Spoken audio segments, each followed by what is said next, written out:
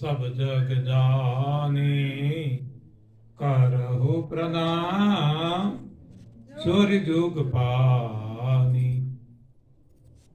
आज मई 2024 दिव्याशीष आश्रम सुंदरनगर मंडी डिस्ट्रिक्ट हिमाचल प्रदेश में 10 दिवसीय शिविर का छठा दिन बहुत करीब आ चुके हैं हमारी मंजिल से। सभी का हौसला दिन ब दिन बढ़ता जा रहा है। आज तक हमने जो चर्चा की मानव देह का महत्व, मानव ही क्यों रोगिष्ठ, रोगों का कारण, रोगों का निवारण, गलत आहार, भ्रांतियां,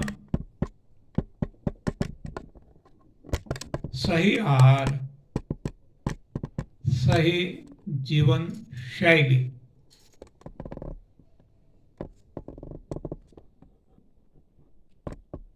और जिसको आगे बढ़ना है, रोग हटाकर शरीर से आगे बढ़ना है, इंद्रियां, मन, बुद्धि, चित्त, आत्मा, उसको उन्नत करना जो चाहते हैं, तो अब हमारे पास एक रेफरेंस है, बेस है। इसके आधार से तन, देह,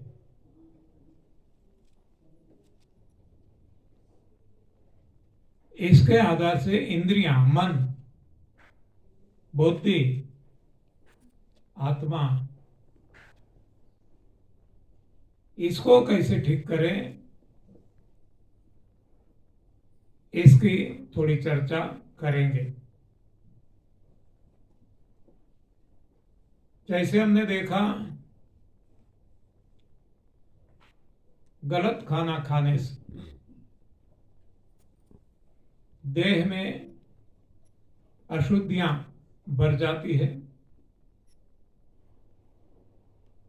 इसके कारण रोग होते हैं, दैहिक रोग होते हैं, शारीरिक रोग होते हैं।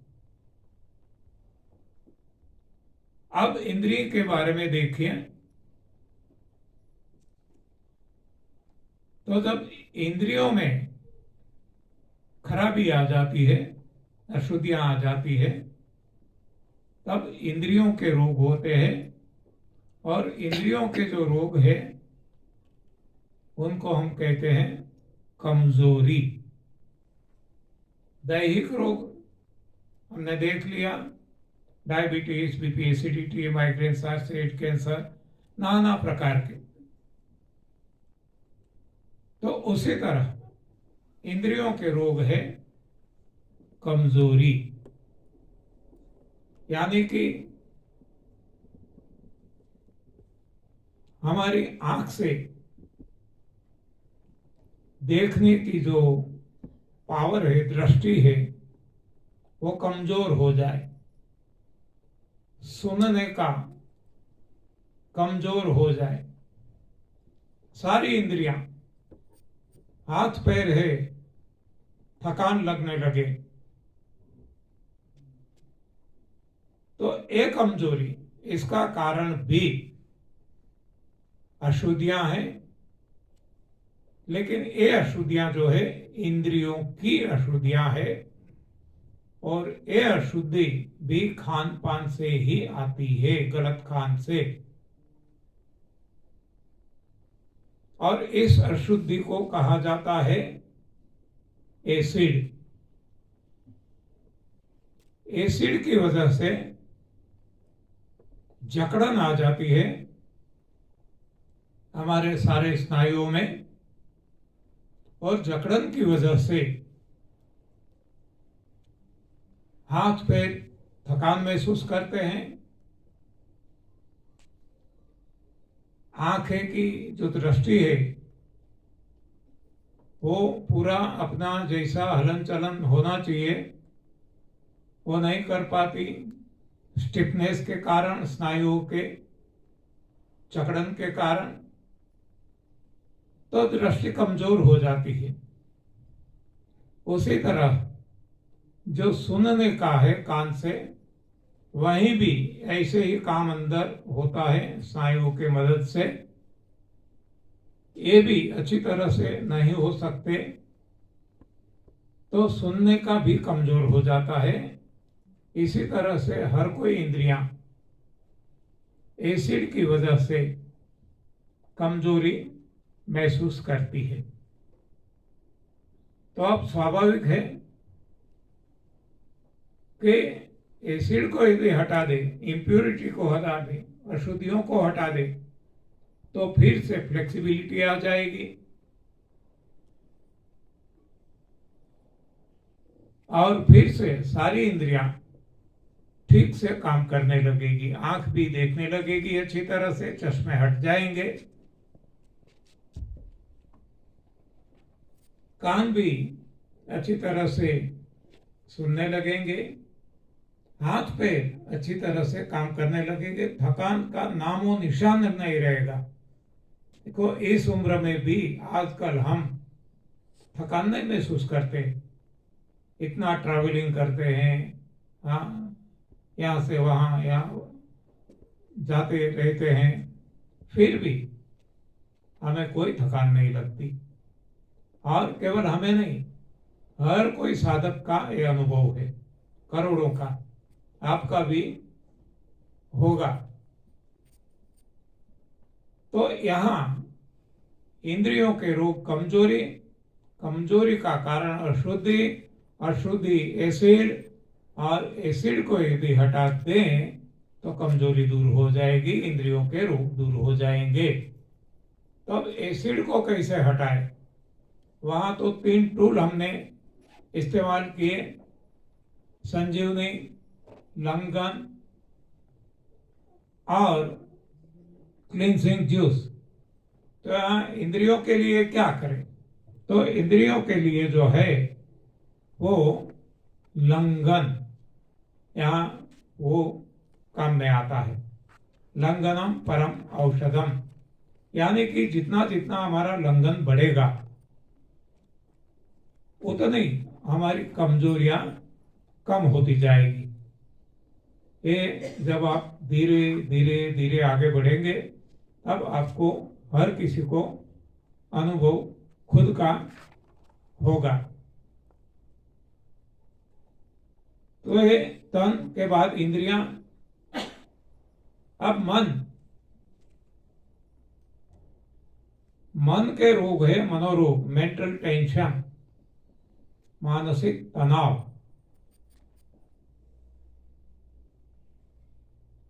तो ये रोग होते हैं मन की अशुद्धियों के कारण। तो मन की अशुद्धि कौन सी है? वो है इच्छा, डिजायर और आसक्ति, अटैचमेंट। हमें कुछ मिलता रहे मिलता रहे मिलता रहे, इच्छाएं हैं हमारी, प्रदीप्त होती रहती है। जैसे आग में तेल या घी डालते हैं, उसी तरह हमारी इच्छाएं बढ़ती रहती है बढ़ती रहती है। ये मनोरोग का कारण है। इच्छा परिपूर्ण हो जाए तो अब जो हमें मिला वो जाने न पाए, इसमें हम अटैच हो जाते हैं, आसक्त हो जाते हैं। ये मेरा है, ये मेरा है, ये भाव आ जाता है। तो जब ये हट जाता है कोई ना कोई कारण से, तो हम दुखी दुखी हो जाते हैं मन से। तन से दुखी नहीं होंगे, तन के रोग नहीं बढ़ जाएंगे, लेकिन मन के बढ़ जाएंगे। और जब ये ज्यादा बढ़ जाता है तब ये मानसिक तनाव जो है वो डिप्रेशन का रूप ले लेता है। और डिप्रेशन जब ज्यादा बढ़ जाता है तब इंसान सुसाइड कर लेता है।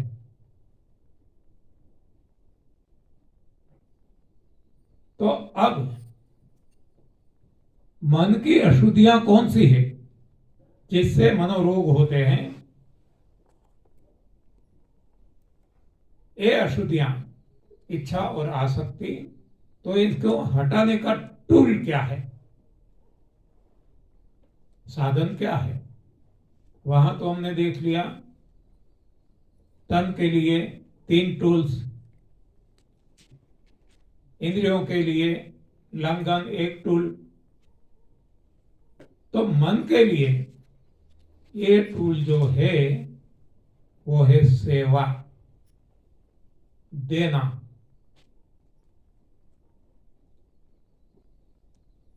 लौटाना, आज तक हमने लूटा, अब लौटाना है।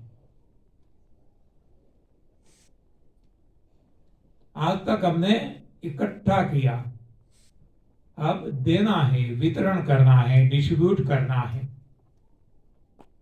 आज तक हमने बटोरा, अब बांटना है। जैसे बांटते जाएंगे, डिस्ट्रीब्यूट करते जाएंगे, सेवा करते जाएंगे, हमारा मनोरोग, डिप्रेशन कम हो जाएगा।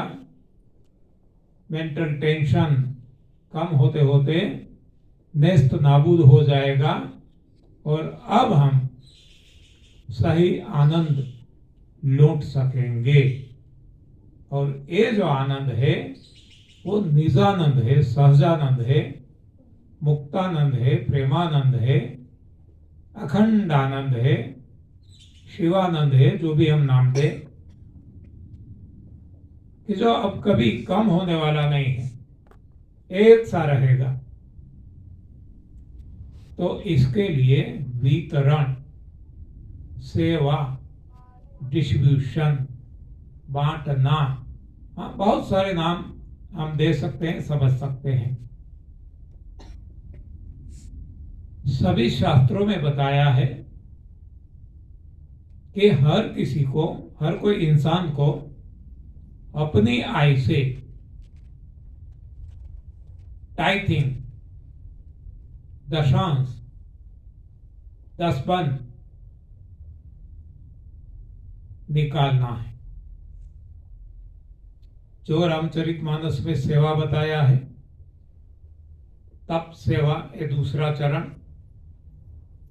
गीता जी में तप दान बताया है।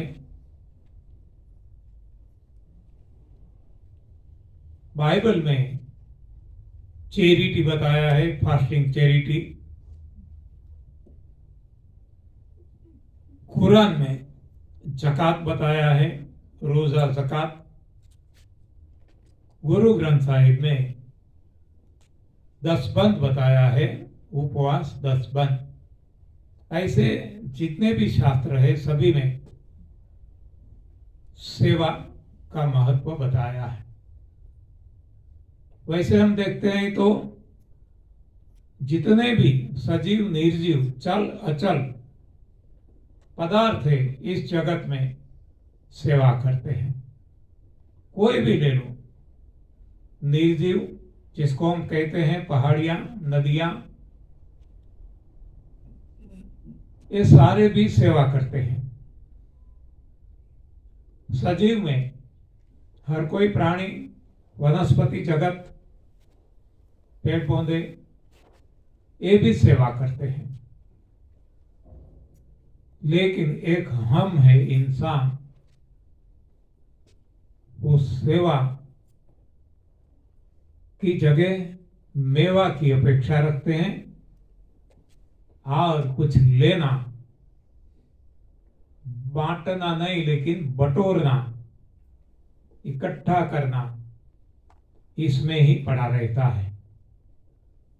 और ज्यादा हो जाए, और ज्यादा, लाख रुपए मिल गए तो 1 करोड़ हो जाए, करोड़ हो जाए तो अरब हो जाए, ये हो जाए तो वर्ल्ड में टॉप 10 में आ जाए, ये भी आ जाए तो नंबर 1 पे आ जाए, ये भी आ गए तो हमारा जो नंबर 1 है वो कोई छीन न ले, इसकी टेंशन में रहते हैं। तो इसमें से छुटकारा पाना है, ये बंधन है, ये आसक्ति है, ये डिजायर है, इच्छा है। इससे छुटकारा पाने के लिए शास्त्रों ने जो रास्ता बताया है वो है डिस्ट्रीब्यूशन का, सेवा का, प्रभु सेवा का। सेवा और दान में अंतर है। सेवा दशांश बताया है, जो हमारी आय है इसमें से 10वां हिस्सा प्रभु सेवा में लगा देना है। ये तो कम से कम बताया है। जैसे देह के बारे में, तन के बारे में हमने बताया था कि उठने के बाद 8 घंटे कम से कम निर्जल उपवास यानी लंघन करना है। ये कम से कम है, जितना ज्यादा हो सके अच्छा है। उसी तरह यहां भी है, कम से कम दशांश 10%। लेकिन वहां भी हमने देखा था तन के बारे में, देह के बारे में, कि जो लोग शुरुआत करते हैं जिससे 8 घंटे शुरू में संभव नहीं है, वो धीरे धीरे शुरू करें। 8 नहीं हो सकते, 8 घंटे का उपवास लंघन, तो 7 घंटे का करें। 7 घंटे का भी नहीं हो सकता है, 5 घंटे का करें। अरे 5 भी नहीं हो सकता है तो 4, 3, 2, 1 जितना है, लेकिन शुरू कर दे और धीरे धीरे आगे बढ़े। उसी तरह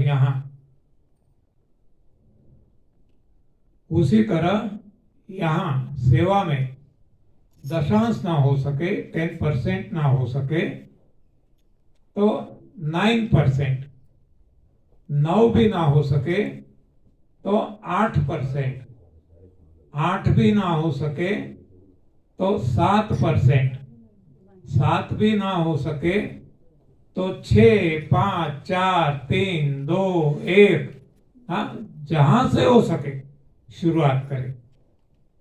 अरे हम तो यहां इससे भी आगे बताते हैं कि 1% देने की, निकालने की हिम्मत नहीं चलती तो कम से कम घर में जो निकम्मा पड़ा है, जो कभी अब काम में आने ही वाला नहीं है, जगह रोक रहा है, ऐसी चीजें ढूंढ ढूंढ कर इसको तो निकालें। ये जब निकालेंगे पता चलेगा कि बहुत सारी ऐसी चीजें घर से निकलेगी। हाँ, शादी के कपड़े निकलेंगे, बहुत जूते निकलेंगे। हाँ, ऐसे कोई जिसका उपयोग करते ही नहीं, पड़े पड़े खराब हो गए, ऐसी कोई बाइसिकल, ऐसा कोई 2 व्हीलर, हाँ, ऐसा कुछ ना, बहुत सारी चीजें ऐसी निकलेगी। इसको तो निकालना शुरू करें तो हिम्मत बढ़ती जाएगी। बाद में थोड़ा कुछ निकालेंगे और धीरे धीरे धीरे 1, 2 ऐसा करते करते करते 10 तक पहुंच जाएंगे। और जब 10 तक पहुंचेंगे तब तो हमारा हौसला इतना बढ़ गया होगा, भगवान पे इतना विश्वास बढ़ गया होगा और हमारी इच्छा और आसक्ति इतनी कम हो गई होगी कि अब तो हम 100% भी निकाल सकते हैं।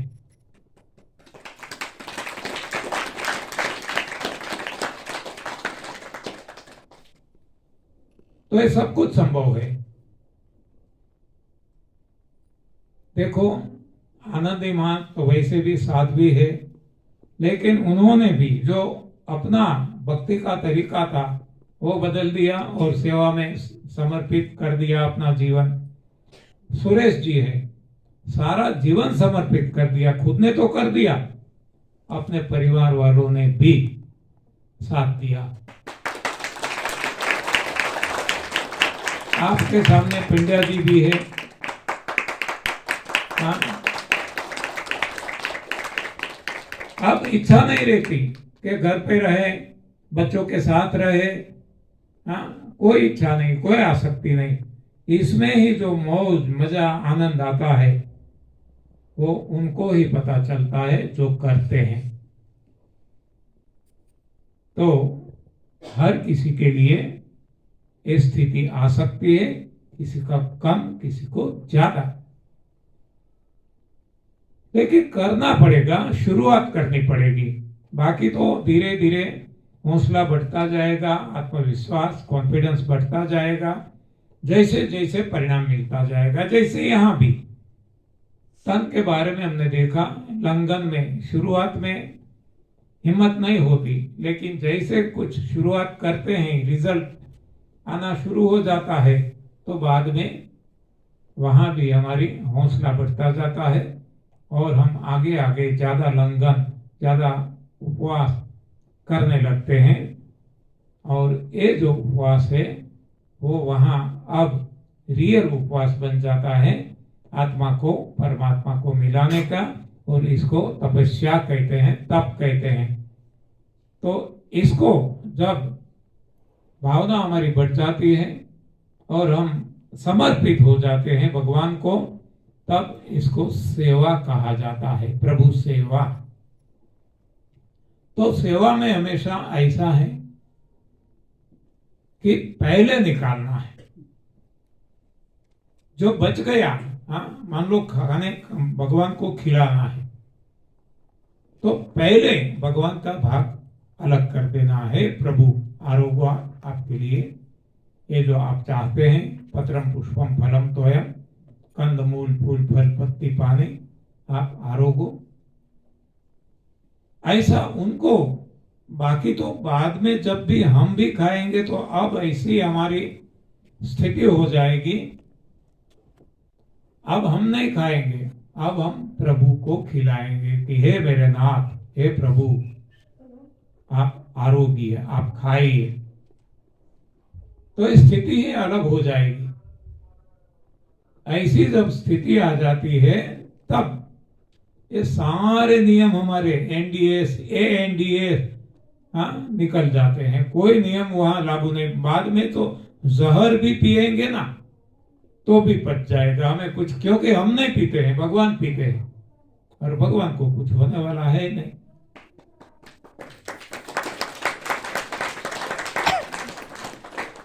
लेकिन ऐसी स्थिति बनानी पड़ेगी, खुद ही को बुलंद करना पड़ेगा।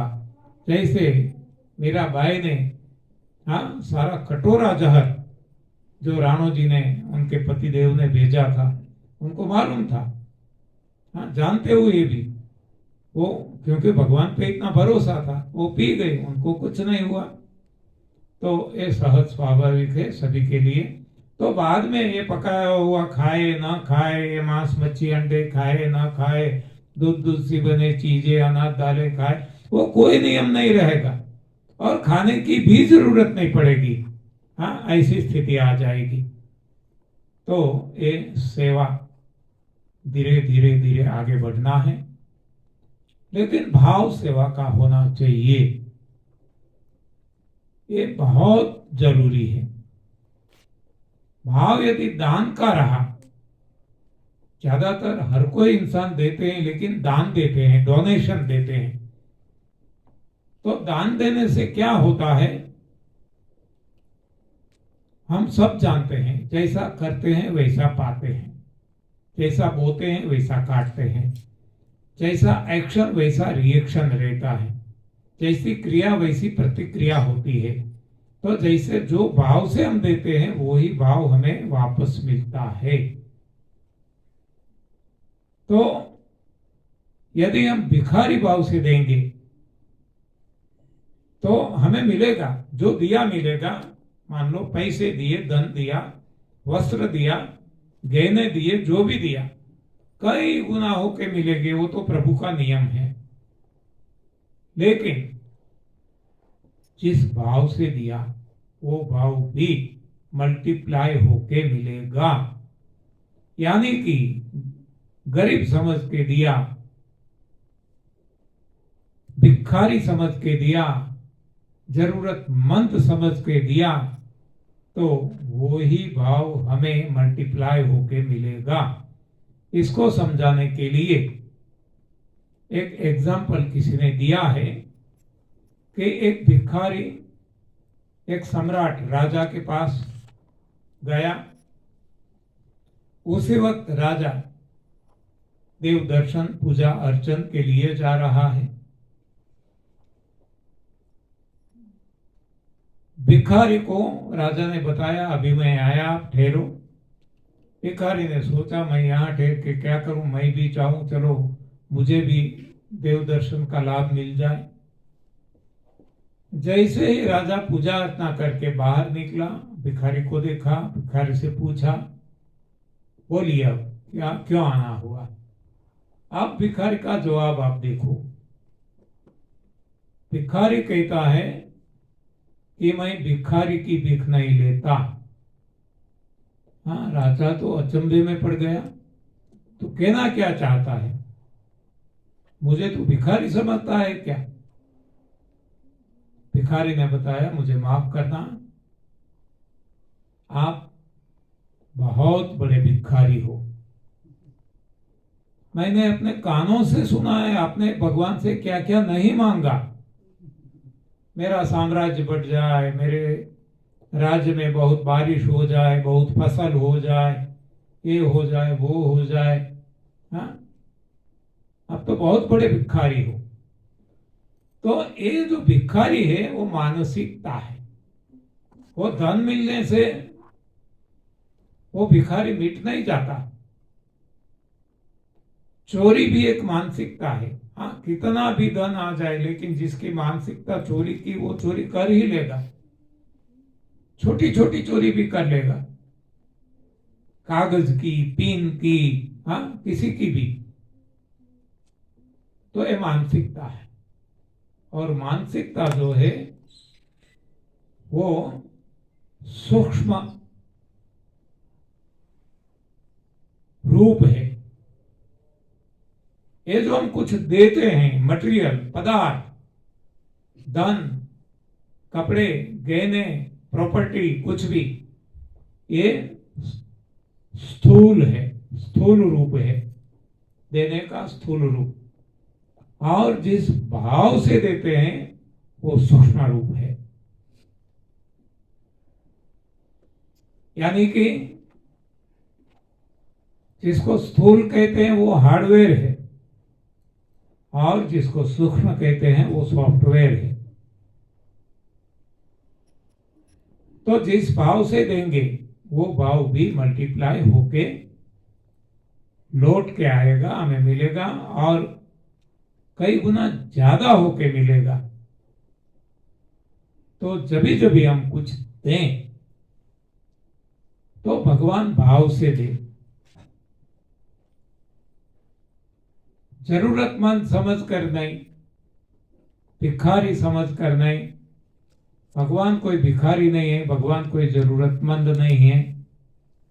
भगवान तो समर्थ है, और समर्थ को ना कोई दोष घुसाए। तो जो समर्थ को देंगे वो बातल नहीं जाएगा, वो कई गुना ज्यादा होके वो भगवान हमें वापिस लौटाएंगे।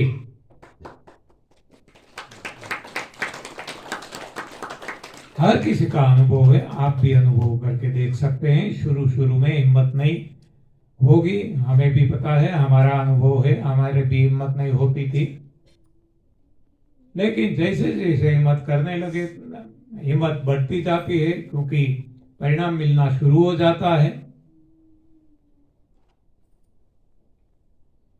तो दान और सेवा में अंतर। दान जिसको डोनेशन कहते हैं, सेवा जिसको सर्विस कहते हैं। दान जो क्रिया है, इसकी प्रतिक्रिया क्या होती है। दान एक एक्शन है, इसकी रिएक्शन क्या होती है, वो है ईगो का बढ़ना। जैसे भावदान का आता है मन में, बेचारेपन का, जरूरतमंद का, तुरंत हम चाहते हैं या नहीं चाहते हैं, फिर भी ईगो अपने आप जन्म ले लेता है हमारे मन में। तुरंत जैसा भाव, जैसी क्रिया वैसी प्रतिक्रिया अपने आप होती है, करना नहीं पड़ता, हो जाती है। तो हम देखते हैं जो दानी है, दान देने वाला है, उसका स्थान ऊपर रहता है, उसका हाथ ऊपर रहता है, लेने वाले का स्थान नीचे, हाथ नीचे। परिणाम स्वरूप देने वाले को ईगो बढ़ जाता है, अभिमान, गर्व, गर्विष्ठ हो जाता है।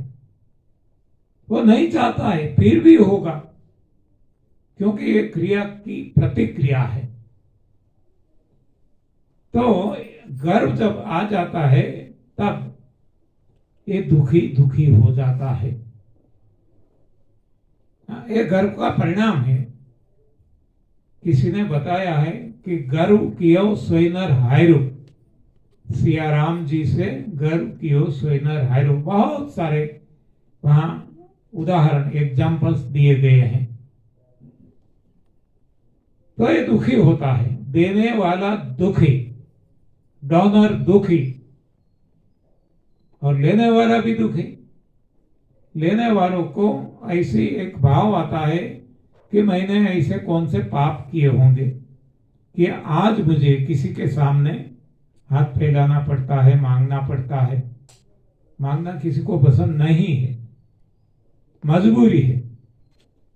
तो यहाँ डोनेशन का जब भाव आता है, क्रिया एक ही है देने की, पदार्थ भी वो ही है, एक ही, चाहे पैसे धन हो, चाहे प्रॉपर्टी हो, चाहे गहने हो, कुछ भी हो, वो एक ही है, लेकिन जैसा भाव वैसा परिणाम मिलता है। तो यहाँ डोनेशन में डोनर दुखी और एक्सेप्टर, लेने वाला भी दुखी। अब देखते हैं सेवा। सेवा में नाम भी बदल जाता है। देखो वहां डोनर नाम है, दानवीर नाम है, दानी नाम है जो देता है। यहां सेवा में नाम भी बदल जाता है। जो देता है इसका नाम बन जाता है सेवक, सर्वंट।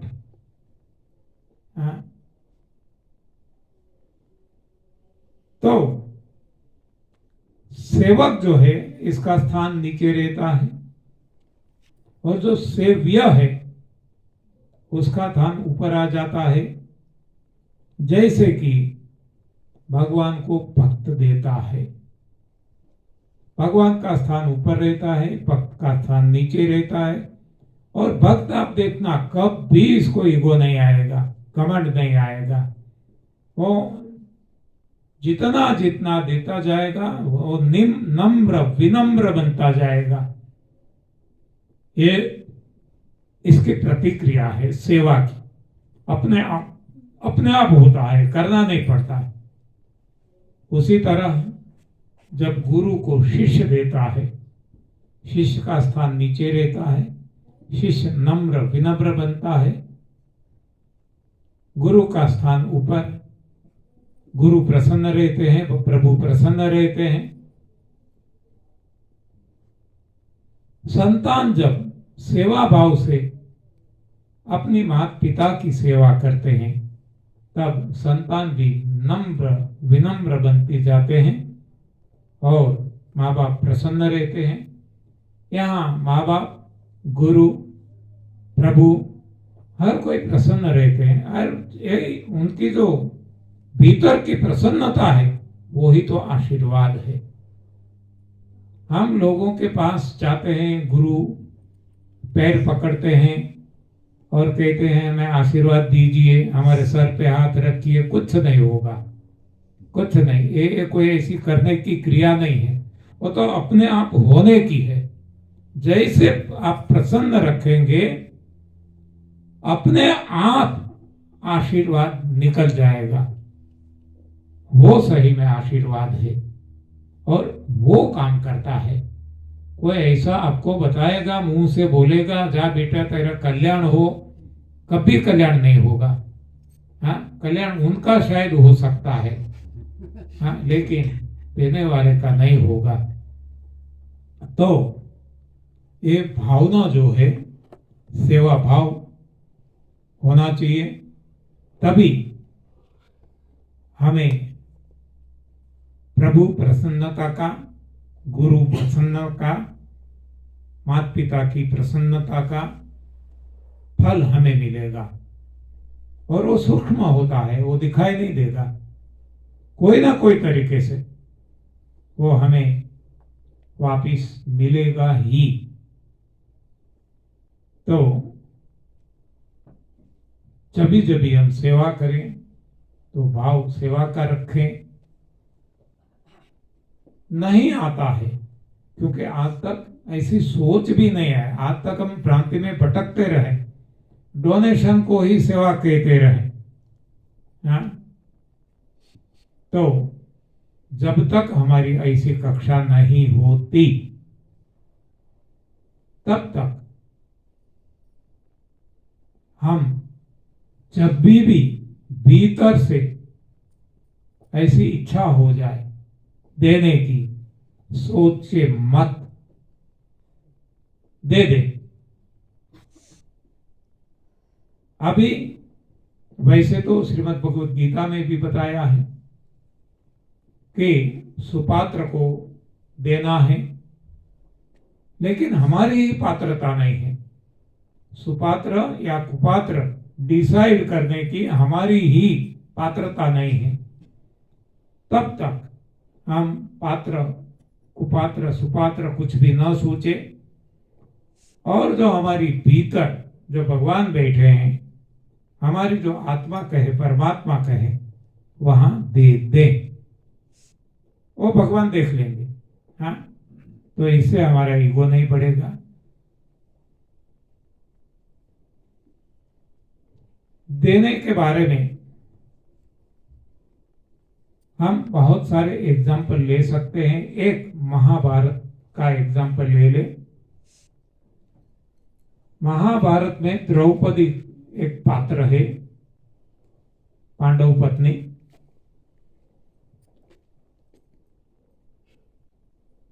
पांडव को जब वनवास मिला था, वन में थे, साथ में भगवान श्री कृष्ण थे, लेकिन ये लोग भगवान को भगवान नहीं मानते थे। खुद अर्जुन नहीं भगवान को भगवान मानते थे। कैसे पता चलता है? जब अर्जुन भगवान को विनती करता है कि मुझे आपका सही रूप, ओरिजिनल रूप देखना है, आप जो शंख चक्र पद्म गदाधारी हो, चतुर्भुज हो, ये रूप तो आपका मानव रूप है, मुझे आपका सही रूप देखना है, परमात्मा का रूप। तब भगवान कहते हैं कि ये चर्म चक्षु तेरी नहीं देख पाएगी, मैं तुझे अलौकिक दृष्टि देता हूं। तब वो भगवान का विराट रूप देख सकता है, और जैसे ही विराट रूप देखता है वो डर जाता है, कांपने लगता है, अपना गांडीव धनुष हाथ में से गिर जाता है और प्रभु को प्रार्थना करने लगता है कि मुझे आपका वो चतुर्भुज रूप दिखाओ। हाँ, ये मुझसे नहीं देखा जाता, क्योंकि उसका जो प्रभाव है, उसके आभा है, करोड़ों सूर्य की तेज के समान है, ये मुझसे सहन नहीं हो सकता। हाँ, तब वो कन्फेस करता है। देखो, भगवान को अर्जुन तब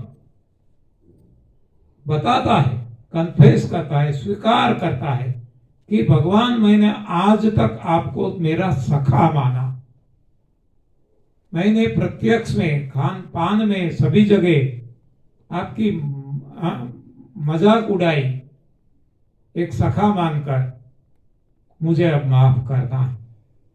तो ये अर्जुन भी चतुर्भुज रूपधारी भगवान को भगवान नहीं मान सका, नहीं मानता था, तो द्रौपदी या और कोई कैसे मान सकते हैं। तो एक बार की घटना है, भगवान को चोट लग गई उंगली में।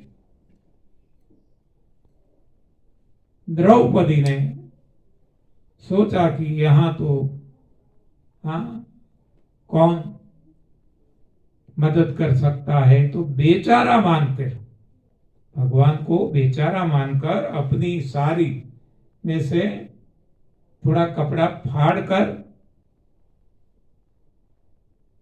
पट्टी बांध दी। लेकिन सेवा की भगवान की, लेकिन वो भगवान नहीं मानती थी, बेचारेपन की भावना से बांधी पट्टी।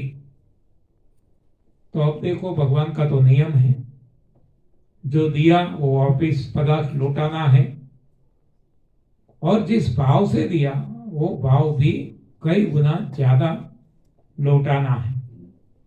तो अब भगवान को इसके लिए लीला करनी पड़ी, कृष्ण लीला। तो हम सब जानते हैं कि कौरव और पांडव के बीच में जुआ खेला गया, जुगटू। देखो, जो प्रभु भक्त है, जिसके पक्ष में भगवान है, साथ रहने वाले, और वैसे उनका आचार, सब कुछ दिव्य है पांडवों का, जिसका जो बड़े भाई है धर्मिष्ठ है युधिष्ठिर जी, तो ये कभी जुआ खेलेंगे क्या। लेकिन ये प्रभु की लीला है। विनाश काले विपरीत बुद्धि। तो वो दोनों आपस में कौरव और पांडव जुआ खेलते हैं। फिर भी जिसके पक्ष में भगवान है वो कभी हारते हैं क्या। लेकिन यहां हम देखते हैं कि वो हारने लगे। जो भी अपने पास था, धन संपत्ति सब कुछ हार गए। अब खुद को दाव में लगाने लगे, एक के बाद एक, एक के बाद एक, पांचों को दाव में लगा दिया, और एक भी दाव में वो जीते नहीं। हारते गए, हारते गए। ये लीला है भगवान की। आप जिस पे अपना अधिकार नहीं है, फिर भी अपनी पत्नी द्रौपदी को भी दाव पे लगा दिया, ये लीला है। और इसमें भी हार गए। तब दुर्योधन को मौका मिल गया। दुर्योधन की मजाक उड़ाई थी द्रौपदी ने। उनका तो स्वभाव भी वैसा था, जहां नहीं बोलना है वो बोलती ही रहती थी, जहां बोलना है वहां नहीं बोलती थी। ऐसा स्वभाव था। तो द्रौपदी ने एक बार दुर्योधन को सुनाया था, अंधे का अंधा ही रहा। तो अब मौका मिल गया बदला लेने का। तब दुर्योधन आदेश करता है दुशासन को कि उसको घसीट के लाओ और यहां बर सभा में नग्न कर दो, सारे वस्त्र हटा दो। तो उस वक्त भगवान ने इतने वस्त्र दिए, इतने वस्त्र दिए। द्रौपदी ने तो इतना एक टुकड़ा ही दिया था, लेकिन इतने दिए कि दुशासन थक कर मूर्छा आ गई, गिर गया। क्योंकि द्रौपदी ने एक टुकड़ा कापड़ का दिया था, तो भगवान ने अनगिनत, अनेक गुना ज्यादा ये लौटाया। और जो भाव था दयनीय स्थिति में ये दिया। देखो, कपड़े हम भी देते हैं, ड्रेस देते रहते हैं, साड़ी देते हैं, सब कुछ, लेकिन कब, जब हमारे घर कोई अच्छा प्रसंग है, शुभ प्रसंग है। ये कोई शुभ प्रसंग नहीं था,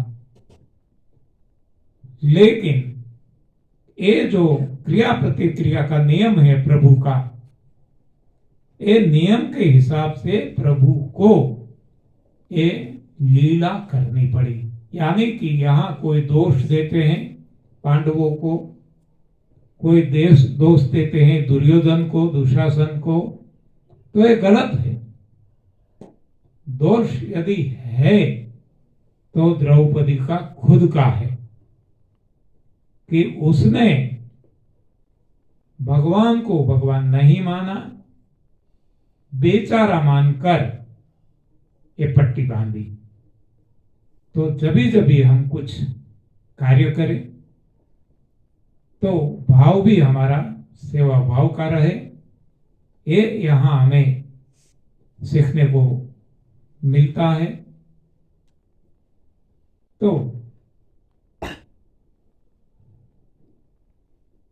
मेंटल टेंशन, डिप्रेशन, इसको हटाने का टूल वो है प्रभु सेवा, तप सेवा सुमिरन। इसमें दूसरा चरण जो सेवा का है, तो ये इस तरीके से हम समझ सकते हैं। तो जब हमें अवसर मिले हम सेवा करना न चूके। अरे इतना ही नहीं, अवसर ढूंढ ले। हाँ, कैसे भी कहीं से भी अवसर तो मिल जाएगा। सेवा करने का अवसर हम ढूंढ ले तो प्रभु प्रसन्न रहेंगे। और जब प्रभु प्रसन्न है तो और क्या चाहिए हमें। तो एक तप सेवा सुमिरन में सेवा, और सेवा से मानसिक तनाव, डिप्रेशन हट जाता है और हम आनंद, मौज, मजा, मस्ती पा सकते हैं। तो आगे हम नेक्स्ट सेशन में देखेंगे। धन्यवाद, आभार, प्रणाम।